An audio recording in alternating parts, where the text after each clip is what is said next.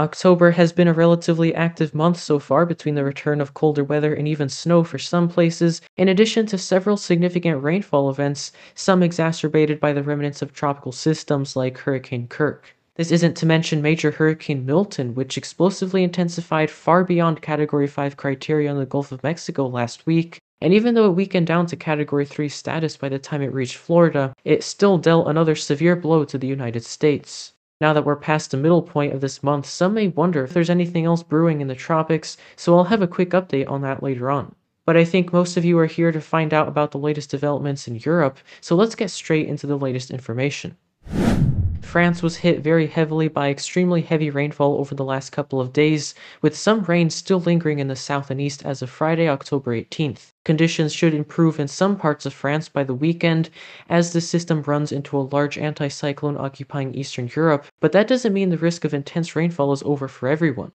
You're going to notice how the system breaks off into two segments, with one portion heading north as it gets caught by a cold front from the Atlantic, while the more significant segment gets cut off over Italy, producing additional rainfall and thunderstorms around the area well into next week.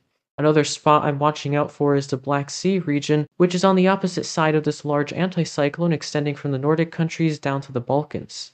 In fact, this specific weather pattern, which took hold right around Wednesday, is frequently referred to as an omega block, characterized by a high-pressure system sandwiched by two low-pressure areas, resembling the shape of the Greek letter omega.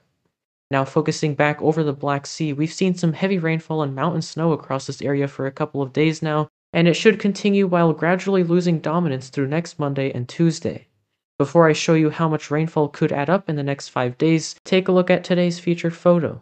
This was sent in by another weather enthusiast in Portugal, and what you're seeing here is a thunderstorm during the evening.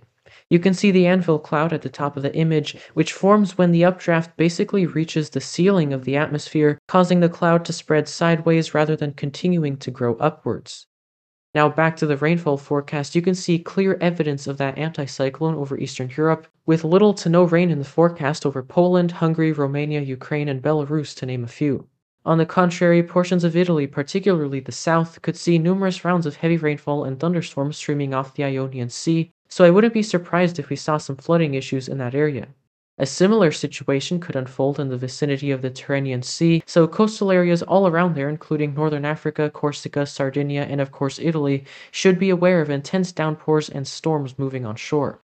Around southeastern Europe into the Middle East, another low-pressure system will continue delivering rain and mountain snow for days to come. This will add up very significantly in Georgia and along northern Turkey, with some communities possibly getting hundreds of millimeters of rain over the next few days.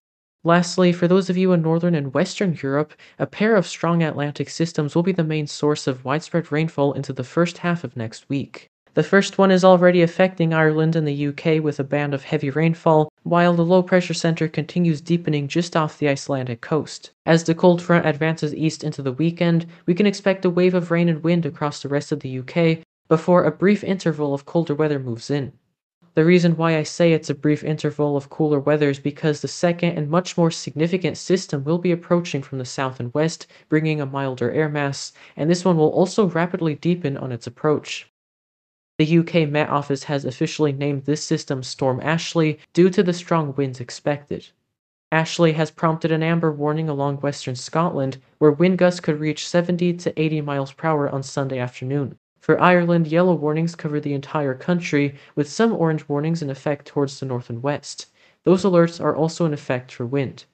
Lastly, a yellow warning is in effect for a portion of southern Iceland due to strong winds coming in with that first Atlantic system arriving today, while the northwest has a snowstorm warning. Just a quick reminder, make sure you're subscribed to this channel so you don't miss my upcoming updates in the form of videos or written reports on the community tab, but just before we bring this forecast to a close, let's see if there's any tropical systems brewing in the Atlantic. The latest 7-day tropical weather outlook from the National Hurricane Center points out two disturbances, the first of which is tagged as Invest 94L. There was a brief surge of interest among weather enthusiasts on social media regarding this system, as weather models suggested intensification into a hurricane. I personally didn't see much potential with it, and as you can see, the National Hurricane Center has lowered the chances of development down to a 10% since conditions look unfavorable for further organization. The other system just off the coast of Honduras has a much better chance of development, but the window of opportunity is rapidly closing as it approaches Belize. Regardless of it becoming a tropical depression or even earning the next name on the list, intense rainfall is likely in portions of Central America over the weekend. Other than that, I'm not seeing anything particularly concerning, but if anything changes, then you'll hear about it on my next tropical update. Thank you all for tuning in despite the long absence in videos, and I'll see you on the next episode.